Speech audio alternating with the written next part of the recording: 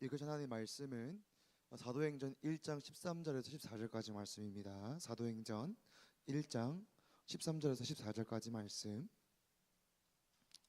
사도행전 1장 13절에서 14절까지 말씀. 하나님의 말씀을 다 같이 한 목소리로 받들어 읽겠습니다.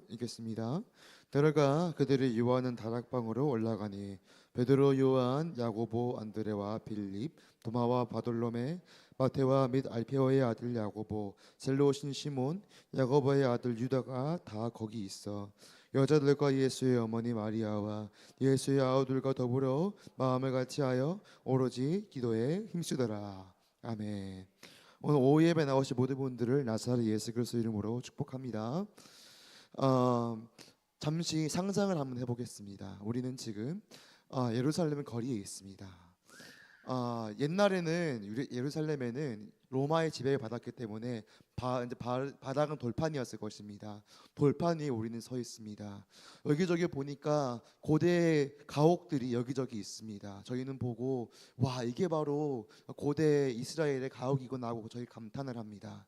하지만 거리는 어수선합니다. 사람들이 어떤 얘기를 하는데 자세히 들을 수가 없습니다. 사람들이 모입니다. 어떤 사람들은 귓속말로 뭔가를 얘기하기 시작합니다. 이 어수선한 분위기 속에서 두 가지 부류의 사람들이 있습니다. 첫 번째는 축배를 드는 사람이었습니다. 이 종교 지도자리였는데 이 사람들이 좋다고 축배를 들고 너무 좋아하는 겁니다. 얘기를 들어보니까 얼마 전에 예수라는 청년이 드디어 죽었다는 것입니다. 예수라는 사람이 원래 자기들이 받아야 하는 영광을 다 가로챘고, 그리고 예수라는 이 사람이 자신들이 위협했던 그 존재가 죽었기 때문에 너무 좋았습니다. 하지만 그뿐만이 아니었습니다. 이 종교 지도자들은 예수님이 죽었던 방식 때문에 너무나 즐거워했습니다. 바로 이 십자가형, 끔찍하다고 소문난 이 십자가형 때문에 죽었다는 것 때문에 너무 좋아했습니다. 축배를 들고 있었습니다. 하지만 반면 이런 부류가 있었습니다.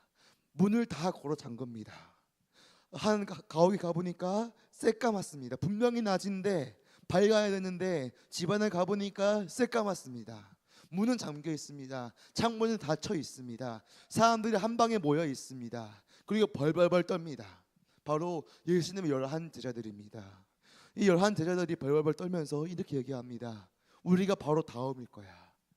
예수님을 이 사람들이 십자가에 못 박혀 죽였으니 우리도 충분히 가능하다. 다음은 우리다. 우리는 숨어 지나야 한다 라면서 벌벌벌 떨고 있었습니다. 하지만 3일 뒤에 어마어마한 반전이 일어납니다. 전에 예수님께서 제자들에게 3일 뒤에 부활한다고 말씀하셨는데 그 하나님이 갑자기 나타나신 겁니다. 그리고 말씀하십니다. 너에게 평안이 있을지어다. 이때부터 놀라운 반전이 일어나기 시작했습니다. 제자들은 예수님의 부활을 목격하고 기뻐하고 너무나 기뻐해서 어쩔 줄을 몰라 했습니다. 제자들은 아마도 부활하신 예수님이 계속해서 자신들을 이끌어 줄 것이라 생각을 했을 것 같습니다. 왜냐하면 예수님께서는 이미 죽음을 경험하셨고 부활을 경험하셨기 때문에 영원히 우리들을 이끌어 주시리라. 그리고 우리들뿐만 아니라 우리들 자식들 또한 이끌어 주시리라 생각을 했습니다. 하지만 청천벽력 같은 소식이 들려옵니다. 40일 뒤에 우리와 같이 있을 것 같던 그 예수님이, 우리와 영원히 같이 서야 되는 그 예수님이 갑자기 승천하신다고 말씀을 하시는 겁니다.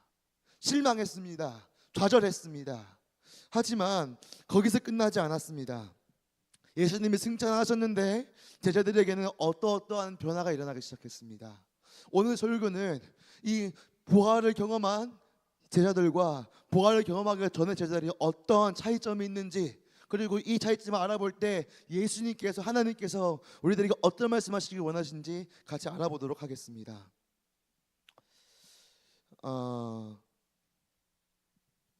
첫째로 다 같이 따라해 주시면 감사하겠습니다. 두려워하지 않는다. 지금 우리 시선으로 만약에 본다면 우리는 손은 성경책에 들려 있습니다. 우리는 어렸을 때부터 이렇게 교육을 받았을 것입니다. 예수님은 선지자다, 예수님은 메시아다, 예수님 하나님은 아들이다라고 저희들이 교육을 받았을 것입니다. 하지만 고대 이스라엘에는 약간 관점이 달랐습니다. 이 사람들에게 있어서 예수님은 어떤 사람이었냐면 바로 선동자였습니다. 왜냐하면 예수님께 등장하실 때마다 많은 사람들이 몰려왔거든요. 로마 정부가 경계할 정도로 수천 명의 사람들이 모여들고 바리새인들과 종교 지도자들이 경계할 정도로 수많은 사람들이 예수님을 따랐거든요. 그래서 만약에 예수님께서 조금만이라도 잘못 얘기하시면 쿠데타가 일어날 수도 있고요. 예수님께서 만약에 조금만을 잘못 말씀하시면 이 종교 지도자를 갈아엎을 수도 있었습니다. 그래서 이 사람들 입장에서 봤을 때 예수님은 하나님의 아들이 아니었습니다. 선지자가 아니었습니다. 바로 선동자였습니다.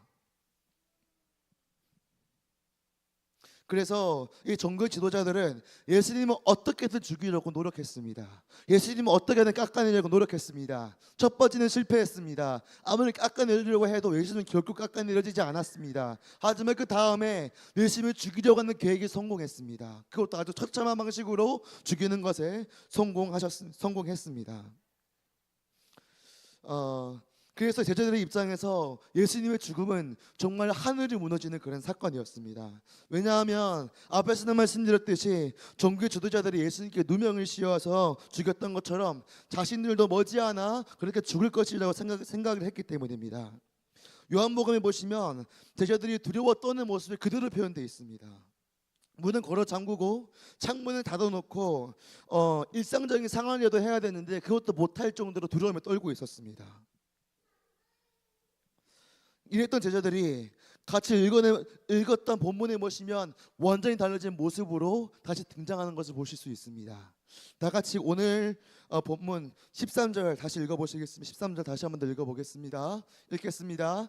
들어가 그들이 요한의 다락방으로 올라가니 베드로, 요한, 야고보, 안드레와 빌립, 도마와 바돌로메, 마테오와 알페오의 아들 야고보, 셀로신 시몬, 야고보의 아들 유다가 다 거기 있어. 아멘. 한번 보시기를 바랍니다. 부활을 경험하기 전에 제자들은 어디에 있었냐면 아주 꽉 막힌, 그것도 창문을 다 잠그고 문도 잠가놓고 두려워 떠는 모습으로 방 안에 있었습니다. 하지만 부활을 경험하고 나니 어떻게 됐냐면 당당하게 마귀의 다락방으로 올라갑니다. 어디 한번 잡아볼 때면 잡아봐라, 어디 한번 우리 한번 죽여볼 때면 죽여봐라, 우리는 그래도 기다릴 것이다 라는 그런 선포로 대놓고 당당하게 이 제자들이 마가의 다락방에 올라가서 모이기 시작했고 기도하기 시작했습니다. 원래라면 이 부활을 경험하기 전에 제자들은 아무 말도 하지 못했습니다. 조용했습니다. 기도도 하지 못했습니다. 하지만 이 제자들이 부활을 경험하니까 두려워하지 않습니다. 당당합니다. 담대합니다. 기도하기 시작했습니다. 우리도 마찬가지입니다. 우리가 왜 두려워 떱니까? 우리가 두려워하는 일들이 얼마나 많은지 모르겠습니다. 재정적인 부분 때문에 두려워하시는 분들이 분명히 있으십니다. 육체적인 부분 때문에 두려워하시는 분들이 분명히 있으십니다. 상황적인 부분들 때문에, 자녀의 문제 때문에, 내 자신의 문제 때문에 두려워하시는 분들이 분명히 계십니다. 하지만 하나님께서 오늘 말씀하십니다. 우리가 만약에 부활을 경험한다면 그 두려움이 담대함으로 바뀝니다.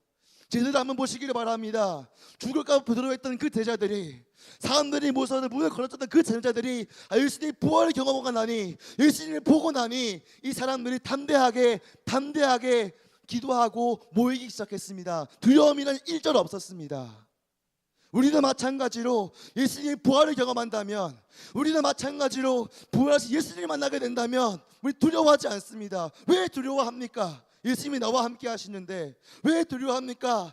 하나님이 모든 걸 주신 하나님이 나와 함께 하시는데 왜 두려워합니까? 그러면 사랑하는 성도님, 예수님의 부활을 만나시기를 바랍니다. 부활하신 예수님 여러분들이 만나시기를 나사 예수님으로 축복합니다. 둘째로 다 같이 따라해 주시면 감사하겠습니다. 기도합니다. 예수님이 돌아가셨습니다. 제자들의 앞에서도 말씀드렸듯이 이제는 자신들의 차례라고 생각을 하고 두려워서 떨고 있었습니다. 제자들은 예수님이 부활하시기 전에 느꼈던 두려움에 대해서 취할 수 있던 최선의 행동을 취했습니다. 그것이 바로 사람들에게 숨는 것이었습니다. 그래서 어떻게 하냐면 어떻게든 사람들에게 보이지 않으려고, 어떻게든 사람들에게 띄지 않으려고, 그래서 혹시나 자기가 죽을까 봐 뒤로 떨었습니다. 그것이 그들이 취할 수 있었던 최선의 방법이었고 최선의 대책이었습니다. 하지만 이 사람들이, 이 제자들이 예수님의 부활을 경험하니 어떤 행동을 취했는지 다 같이 한번 보겠습니다. 그러니까 지금 오늘 본문 14절, 오늘 본문 14절 다 같이 한번 읽어보시겠습니다. 읽겠습니다. 여자들과 예수의 어머니 마리아와 예수의 아우들과 더불어 마음을 같이하여 오로지 기도에 힘쓰더라. 아멘. 신기하지 않습니까? 놀랍지 않습니까? 지금 제자들은 전에 예수님께 돌아가시고 난 직후의 상황과 별로 다르지 않습니다. 감시 그대로 있었습니다.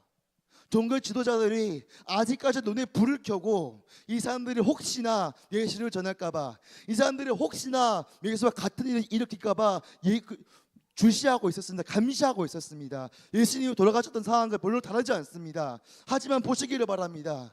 부활을 경험하기 전에 제자들은 최선의 방법이 숨는 것이었다면, 최선의 방법이 문을 걸어 잠그는 것이었다면, 부활을 경험한 이 제자들이 취했던 행동이 뭐였냐면 바로 기도인 것입니다.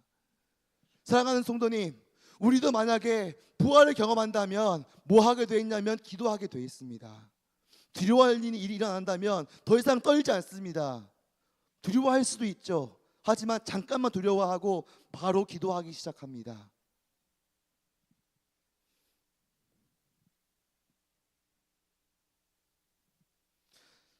우리들도 마찬가지입니다. 우리가 만약에 부활을 경험한다면 우리들의 반응이 달라집니다.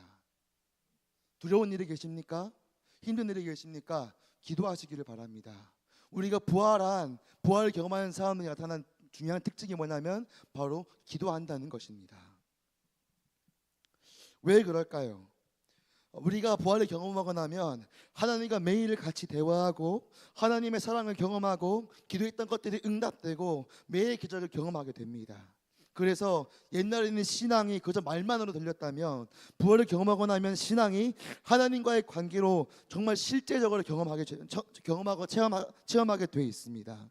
그래서 기도합니다. 하나님께서 나의 기도를 들으신다는 확신이 생기기 때문에 모든 일에 기도합니다. 기도하는 것만으로 끝나는 것이 아니라 하나님께서 일하심이 믿어집니다. 그리고 어떻게 되냐면요, 하나님의 일으키시는 그 기적을 결국에는 목격하게 돼 있습니다. 이것이 바로 부활을 경험한 사람의 특징입니다. 그런데 여기서 한 가지 궁금한 것이 있습니다. 기도가 뭘까요? 어떻게 하는 것이 기도일까요? 다윤아, 기도가 뭘까? 좋은 거? 그렇구나. 다운아, 기도가 뭘까? 하나님과 대화하는 거.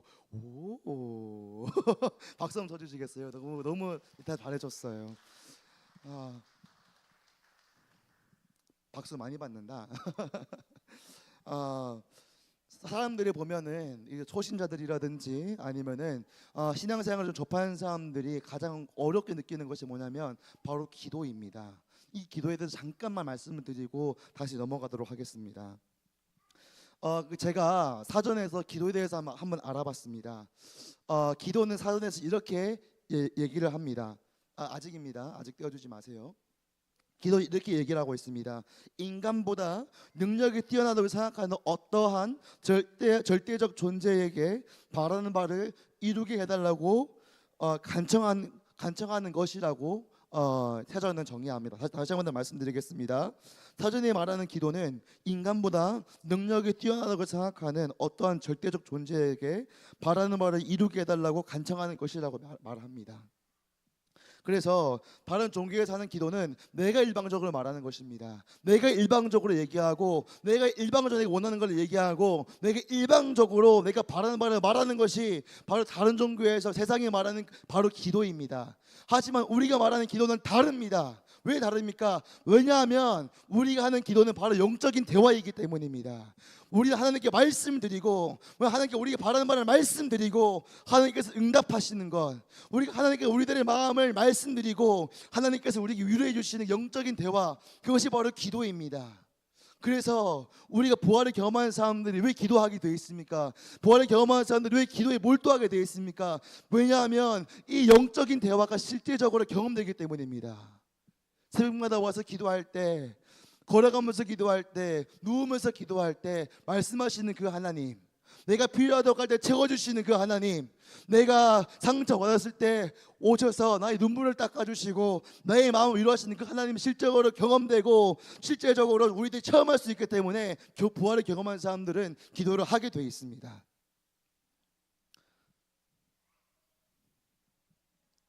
그래서 우리들은 기도하는 시간이 너무 재밌습니다. 재밌죠? 저는 너무 즐겁습니다. 기도할 때마다 하나님께서 어떻게 응답하실까? 기도할 때마다 하나님께서 어떻게 기적을 보여주실까? 저 이번에 목사님께서 말씀하시는 것도 깜짝 놀랐습니다. 저도 카톡을 봤는데 암세포가 사라졌다고 그렇게 응답을 받지 않았습니까? 우리가 기도하면 응답을 받게 되어 있습니다. 그래서 항상 기대하게 되어 있습니다. 내가 이렇게 기도했는데 어떻게 응답하실까? 내가 이렇게 기도했는데 어떤 기적을 우리에게 보여주실까? 이런 마음들이 생겨납니다.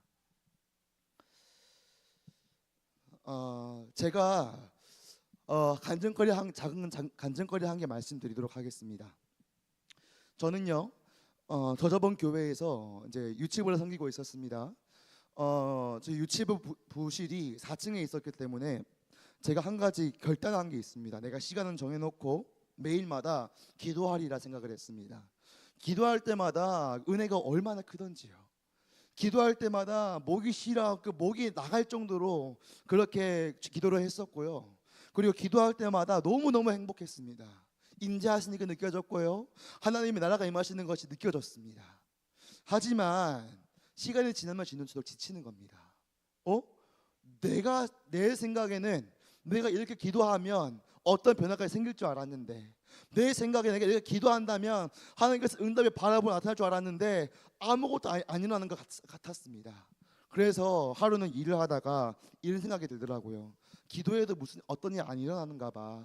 기도해도 아무런 변화가 없는가 봐. 내가 충만하다고 해서 아무런 변화가 없는가 봐라고 생각을 했습니다. 하지만 어느 날이었습니다.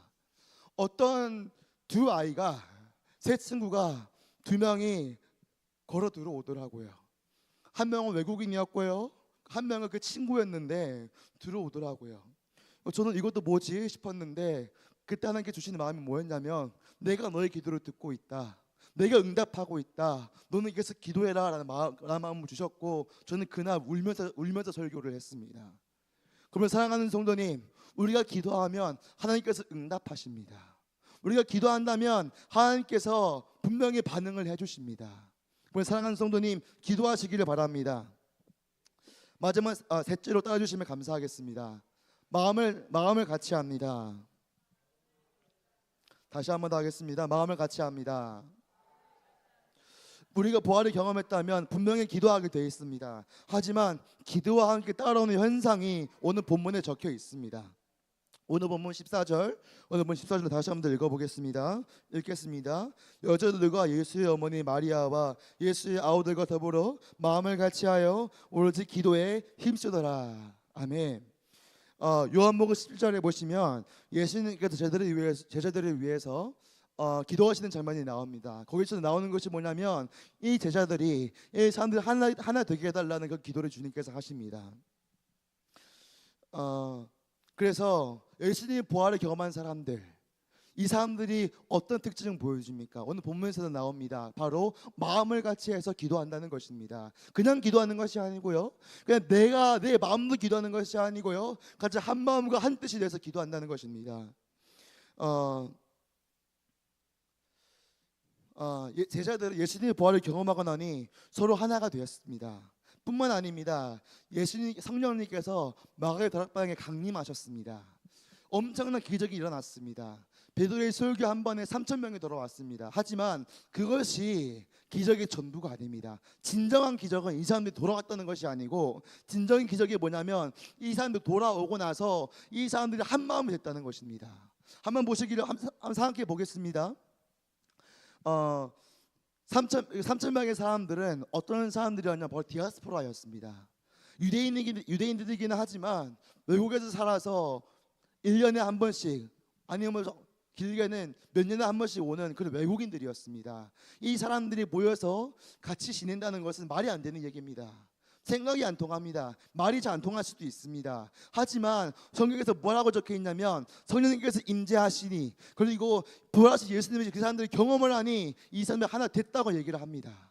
그래서 무엇이 기적입니까? 돌아왔다는 것이 기적이 아니고 바로 3,000명의 사람들이 한 마음을 한 뜻이 됐다는 것이 바로 기적입니다.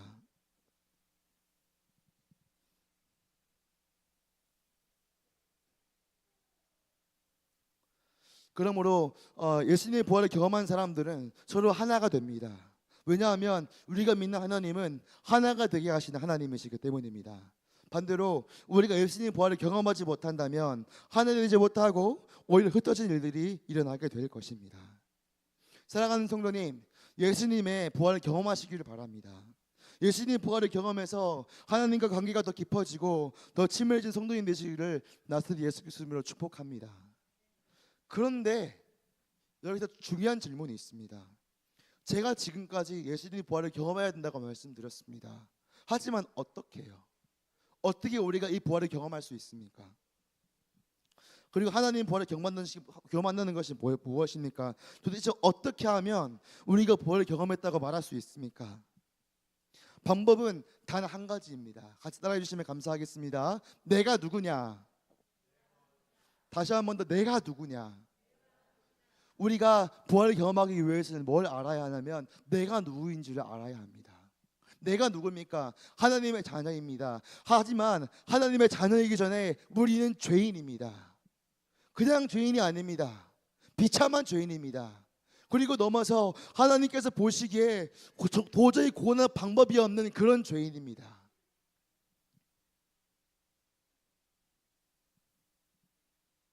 우리는 원래라면 하나님께 멸망당해야 하고 죽어야 하고 고통당해야 합니다. 우리의 죄가 얼마나 심각하고 비참한 것인지와 하나님께서 죄를 얼마나 혐오하신지를 보여주시는 것이 바로 십자가 사건입니다.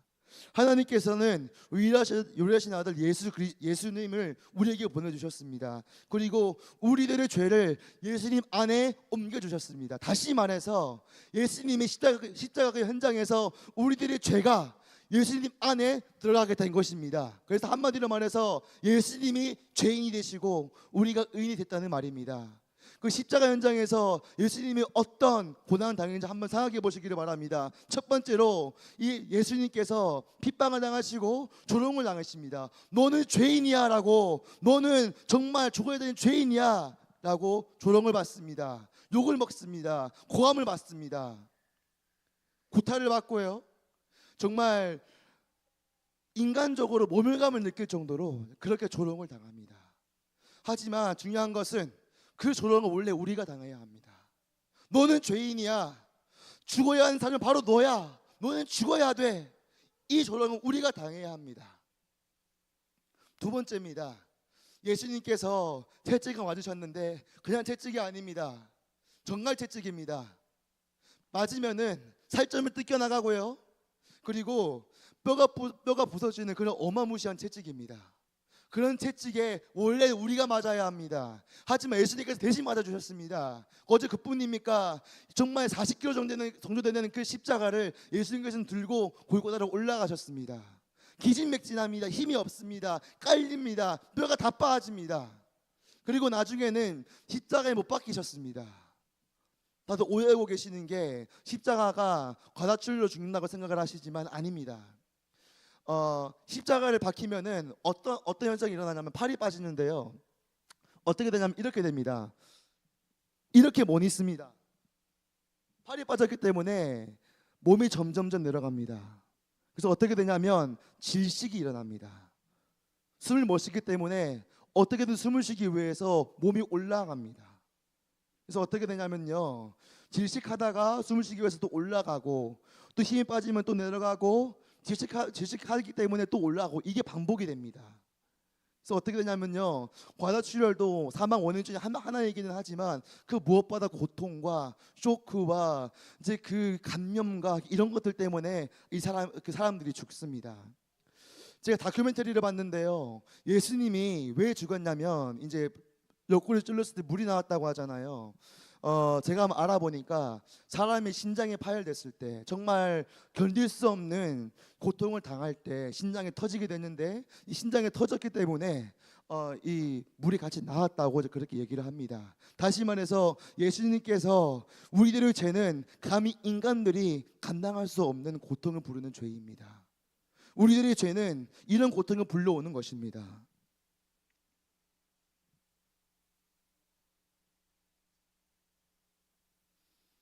예수님께서 우리가 이 십자가 사건을 통해서 우리가 봐야 하는 것은 하나님께서 이 죄를 얼마나 혐오하시는가, 그리고 우리가 얼마나 큰 죄인인가를 우리들은 깨달아야 합니다. 그래서 우리가 어떻게 하면 예수님의 부활을 경험할 수 있습니까? 어떻게 하면 예수님의 부활을 목격할 수 있습니까? 우리가 십자가 앞에 설 때, 그리고 우리의 죄가 얼마나 혐오스럽고 얼마나 고통을 치르는 것인지 우리가 목격할 때 우리는 예수님의 부활을 경험할 수 있습니다. 혹시 이런 생각이 드시는 분들이 계실 수도 있습니다. 나도 내가 죄가 얼마나 큰지 알아. 나도 예수님이 나 대신에 죽으신 거 나도 알고 있어. 하지만 내 마음에 어떤 마음도 느껴지지 않아. 내 마음에는 위기감이 없어. 근데 어떻게 느끼라는 말이야. 나 아무것도 느껴지지 않아. 느껴야 되는 거 알아. 하지만 모르겠어 라고 말씀하시는 분들이 계실 수도 있습니다. 이런 분들이 제가 말씀드리겠습니다. 방법은 정말 아주 단순하고 간단합니다. 하나님께 기도하는 겁니다. 하나님, 나의 죄를 보여달라고, 내 죄가 얼마나 큰지 보여달라고, 하나님 내가 십자가 앞에 설 수 있도록 도와달라고 하면 기도해 보십시오. 하나님께서 나의 죄를 낱낱이 다 밝히십니다. 네가 했던 이거 네가 원래 죽어야 돼. 네가 아무 생각 없이 했더니 이거 원래 네가 이렇게 당해야 되는 거야. 네가 원래 아무 생각하지 않고 저질렀던 이 죄 원래 십자가 네가 박혀야 되는 거야. 하나님께서 낱낱이 살벌하게 주님께서 보여주십니다. 그때 어떤 현상이 일어나냐면 무서워서 눈물이 납니다. 죄송해서 눈물이 납니다. 그와 동시에 너무나도 감사해서 눈물이 납니다. 내가 죽어야 될 죄인이지만 예수님이 나를 살려주셨다. 내가 정말 죽어야 되는 죄인이었지만 하나님이 나에게 은혜를 베푸셨다. 이것 때문에 눈물을 흘리고요, 이것 때문에 감사하게 되고요, 이것 때문에 우리는 부활하신 예수님을 만나게 되어 있습니다. 이 부활하신 예수님 만날 때 우리는 총 3가지를 말씀드렸습니다. 두려워하지 않습니다. 기도하게 되어 있습니다. 하나가 되게 되어 있습니다. 그러면 사랑하는 성도님, 부활하신 예수님 만나시기를 바랍니다. 나의 죄가 얼마나 큰지를 한번 보시기를 바랍니다. 그래서 예수님을 만나고 예수님의 부활을 경험하시는 사랑하는 성도님 되시길 나서 예수 이름으로 축복합니다. 다 같이 찬양 다 같이 하시겠습니다. 우리가 십자가를 목격을 할 때, 그리고 우리가 예수님 부활을 목격할 때 우리가 보게 되는 것이 뭐냐면 예수님의 보혈입니다. 예수님의 십자가입니다. 다 같이 이 찬양을 다시 부르심으로 하나님의 십자가를 묵상하고 하나님께 감사하다는 그런 마음으로 다 같이 찬양했으면 좋겠습니다.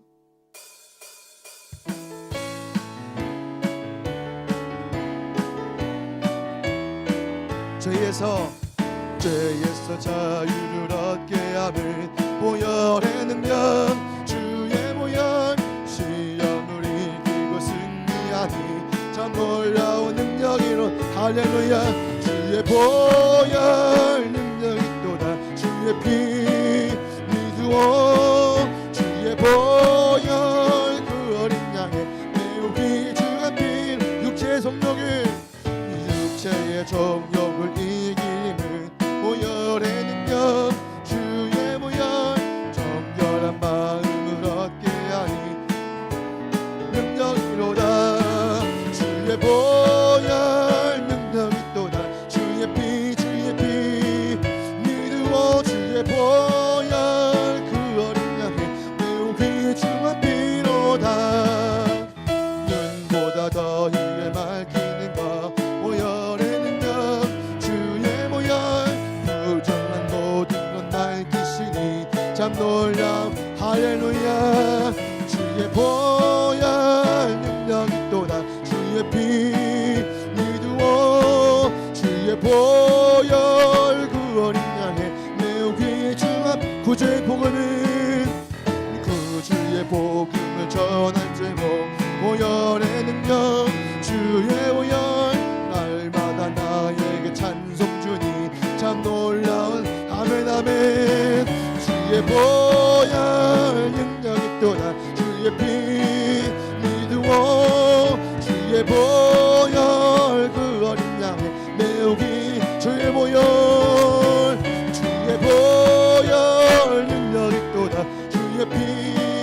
미루어 주의 보혈 그 어린 양의 매우 귀중한 피로 다 주의 보혈 주의 보혈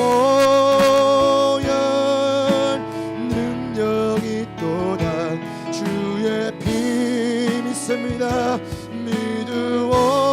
믿으오 주의 보혈 그 어린 양의 매우 귀중한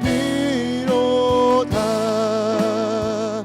우리 지금은 저희같이 기도하시겠습니다. 지금 시간 기도하실 때 예수님의 부활을 저희들 경험하게 하소서. 예수님 십자가 앞에 저희를 세워주시옵소서. 예수님 부활을 목격하고 예수님 희생을 목격하고 그래서 예수님 부활을 온전히 누릴 수 있고 변화될 수 있는 우리가 되게 해달라고 다 같이 위해서 기도하시겠습니다. 지금 시간 기도하실 때 주의 3창 가지고 다시 위해서 기도하시겠습니다. 기도하시겠습니다. 저희여 저희여 저희여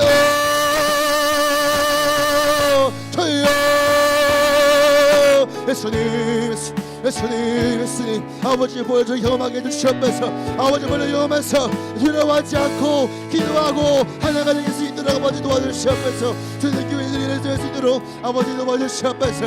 할렐루야 할렐루야 할렐루야 할렐루야 아버지요 아버지요 아버지요 아버지요 할렐루야 할렐루야 주의 보여 주의 보여 아버지 지금 저희들이 주의 가운데에 아버지 모아주시옵시고 아버지의 그 십자가가 저희들 가운데 이루어질 수 있도록 아버지 도와주시옵소서. 보혈을 목격해 주시옵소서. 부활을 목격해서 아버지 저희들이 아버지 말해볼 수 있도록 아버지 도와주시옵소서. 아버지 도와주시옵소서. 주님 감사합니다. 아버지 감사합니다. 주님 감사합니다. 아버지 감사합니다. 주의 보혈의 능력이 있습니다. 주의 십자가가 능력이 있습니다. 우리가 지금 이 시간 주님 앞에 구하기를 원합니다. 저희들이 부활을 경험하게 해주시옵소서. 부활을 목격해서 저희들이 경험했던 그 변화들을 저희들도 경험할 수 있도록 아버지 도와주시옵소서. 두려워하지 않게 하소서. 기도하게 하소서. 그리고 무엇보다 하나가 되게 해주시옵소서. 아버지 저희들이 십자가 앞에 설 때 아버지 그 은혜에 그리고 우리의 죄 때문에 통곡하면서 회개하는 일들이 일어날 수 있도록 아버지 도와주시옵소서. 아버지 감사드립니다. 예수님 이름으로 기도드렸습니다. 아멘.